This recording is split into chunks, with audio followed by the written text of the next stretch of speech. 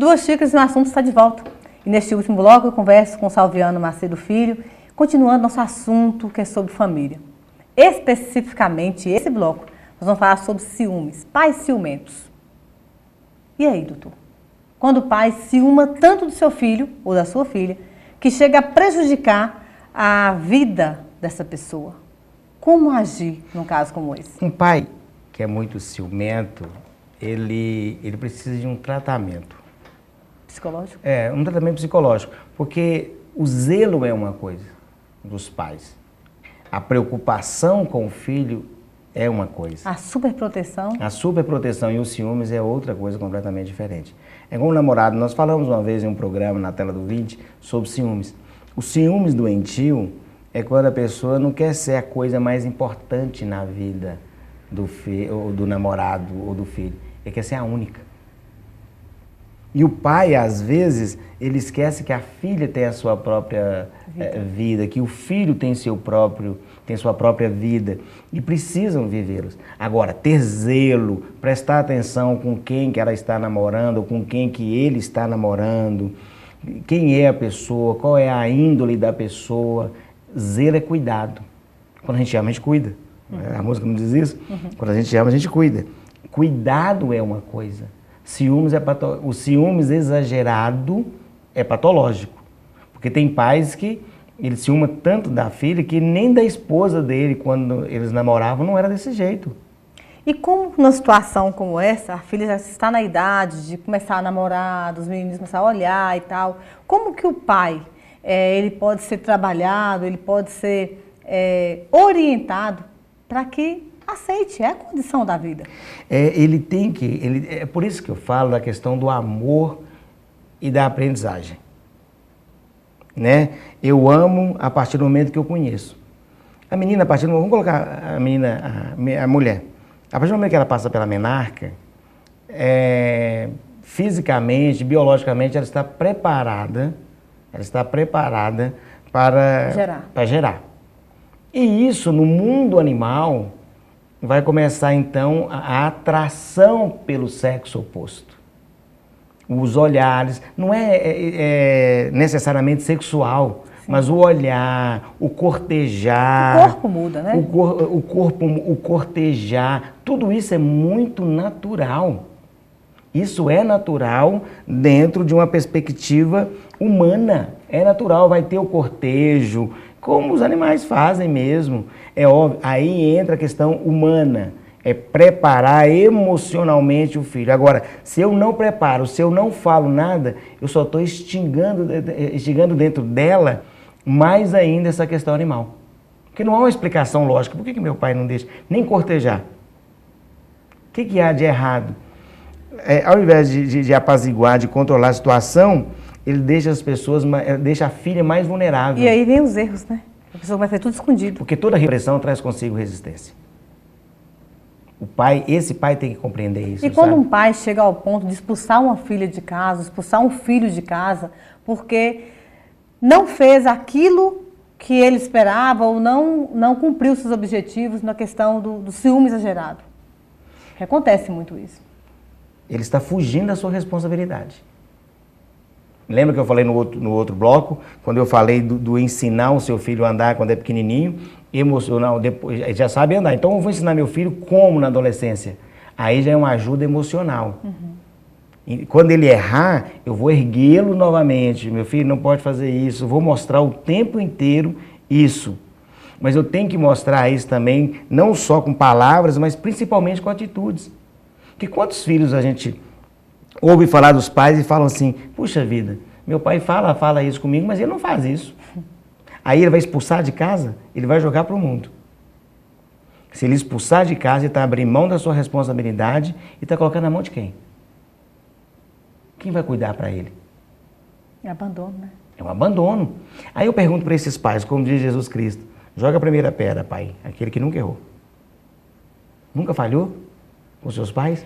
A psicanálise explica, nesse caso aí já é uma pergunta mesmo, quando você exige demais da outra pessoa, ou cobra demais, ou ciúma demais da outra pessoa, eu falo no caso dos pais, por exemplo, em relação aos filhos, é porque eles fizeram tão quanto no passado deles, na juventude deles? A maioria. Não é generalizar, não tem como generalizar, né? Não tem como generalizar, mas a maioria nós chamamos de projeção. Eu estou vendo no outro, eu tenho medo do que o outro faz aquilo que eu fiz. É igual homens ciumentos. A maioria dos homens que são ciumentos doentios é porque ele já aprontou demais e acha que é a esposa, que o cônjuge vai aprontar. E o filho é a mesma coisa. Então o pai que quando era adolescente fez muito errado, ele fica com medo da filha errar, do filho errar como ele errou. Ele tem medo disso. Então a maioria dos pais, é por isso que eu falei, tira a primeira pedra. Não foi em vão. Joga a primeira pedra. Então ele não tem como jogar, porque ele errou também demasiadamente. E muito. Principalmente na mesma área. Para encerrar nosso programa, a tecnologia e o avanço da informação tem prejudicado o convívio no lar. Isso é fato. Né? Nós temos percebido, nós já conversamos sobre isso em outros assuntos, em outros programas. E nós percebemos que quanto mais próximo da tecnologia, mais longe ficam filhos dos pais e por aí vai. Às vezes está na mesma casa, fala com o pai ou com a mãe pela rede social ou pelo WhatsApp, mas não conversa verbalmente. Às vezes o pai ou a mãe ficam sabendo do que acontece na vida do filho pela rede social ou pelo próprio WhatsApp, mas não sabe pessoalmente, fisicamente, um tete-a-tete. Que tipo de conselho o senhor, enquanto psicanalista, dá para essa relação conflituosa que já existe no seio da família moderna? Eu acho que está na hora de nós desligarmos os nossos aparelhos, principalmente quando nós estivermos em casa. Hoje tem um computador em cada quarto, quando a pessoa tem condições financeiras. Hoje nem precisa, né, ter essa condição, porque celular, tem né? Todo celular tem todo celular. Então cada um vai para o seu quarto, a televisão, cada um vai assistir o programa que é dentro do seu quarto. E isso está esfriando as relações humanas. Qual o conselho que eu daria? Eu acho que está na hora de nós desligarmos dessas questões, dessas parafernálias voltar ao ponto inicial, e voltar ao ponto inicial. Nós estamos perecendo, por falta de amor, de carinho. Hoje eu diria que a humanidade está se desumanizando. Desumanizando? Estão se desumanizando, porque o humano, ele exige esse afeto, esse amor, esse convívio. Nós não nascemos para viver só. O primeiro homem, a primeira coisa que eu acho que Deus notou no primeiro homem foi a solidão. E viu que o homem estava só. Ele estava se sentindo só. E hoje nós somos solitários por excesso de pessoas. E agora nós somos solitários por excesso de aparelhos tecnológicos. Nós estamos nos tornando solitários por excesso de aparelhos tecnológicos. Ou por excesso de tecnologias. É boa a tecnologia, claro, né? Tem seu ponto positivo. Mas tudo demais, tudo em excesso atrapalha. É verdade. Todo excesso é perigoso. E o excesso de tecnologias tem acabado com as relações familiares, com as relações humanas. Já imaginou? Solitários por excesso de pessoas, porque você não confia em mais ninguém. Agora, solitários por excesso de aparelhos tecnológicos dentro da nossa própria casa. A pessoa está ficando solitária dentro da sua própria casa. Às vezes todo mundo na sala de televisão, mas cada um no celular. Cada um conectados com pessoas fora de casa e desconectados com quem está dentro do mesmo ambiente. Einstein profetizava sobre isso. Einstein diz que ele temia o dia que a tecnologia sobrepusesse as interações humanas. Ele usa uma frase muito forte, assim, aí nós teremos como que eu diria? Nós teremos uma geração de idiotas. Einstein já falou isso.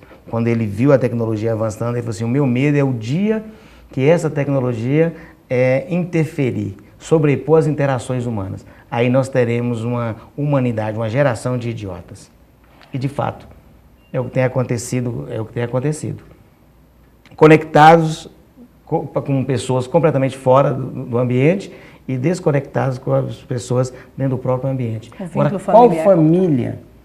qual família vai sobreviver a isso? Pessoas completamente solitárias, completamente carentes emocionalmente, completamente carentes afetivamente. Como nós vamos sobreviver? Ok. Aquele recadinho de sempre para quem nos acompanha diariamente. Olha, preste atenção nessas dicas que nós acabamos de discutir esse programa de hoje. Olha, preocupe-se com seu filho, preocupe com seu marido, preocupe com a sua esposa, preocupe com os seus. Se possível, até desligar os seus aparelhos tecnológicos quando estiver dentro de casa. Olha, estruture bem a tua família, nós vamos ter uma pátria melhor, como diz o Einstein. Como diz o Rui Barbosa, quer dizer, nós vamos ter uma pátria melhor, porque a nossa sociedade hoje está completamente desestruturada. Culpa minha e sua que não estamos estruturando as nossas famílias. Ok, obrigada. Até a próxima semana, se Deus quiser. Duas Xícaras e um Assunto fica por aqui. Tchau.